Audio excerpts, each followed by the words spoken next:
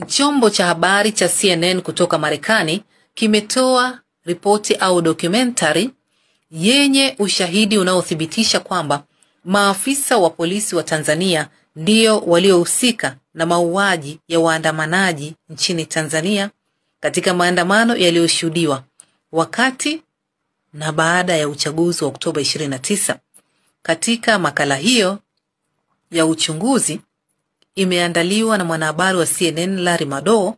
na kulingana na CNN wao wamefanya uchunguzi kwa kuhusisha vyanzo vya upelelezi pamoja na kuwahoji zaidi ya Watanzania ambao ni mashahidi walioshuhudia ukatili uliokuwa unafanyika wakati wa maandamano hayo. CNN kwenye uchunguzi huo imekagua kanda za video pamoja na picha walizotumiwa na mashahidi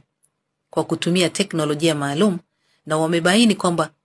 picha na kanda za video walizotumiwa ni video za matukio halisia wala hazijatengenezwa na teknolojia ya akili mnemba au AI.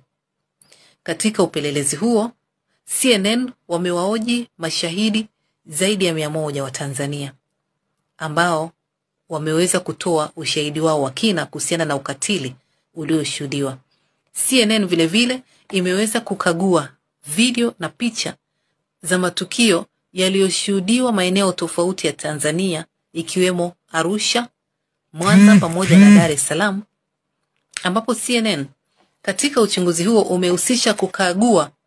mienendo ya maafisa wa polisi pamoja na mienendo ya waandamanaji katika matukio hayo,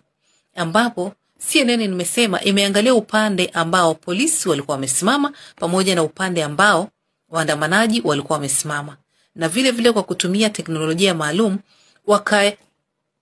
wakachunguza sauti ya milio ya risasi ilitokea upande gani, na katika uchunguzi wao wamebaini kwamba milio ya risasi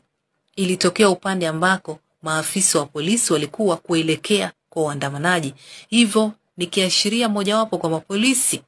wa Tanzania ndio walihusika katika kuwafuatilia risasi na kuwaua waandamanaji. CNN pia imetumia picha za satellite na ikaweza kuona viashiria kwamba kuna makaburi ya halaiki ambayo yanatumika na maafisa wa polisi kuwazika waandamanaji waliofariki ili kuficha idadi kamili ya waliouawa wakati wa maandamano hayo. CNN pia imesema imeweza kuzungumza na afisa wa afya katika eneo la Mwanza, na akasema kwamba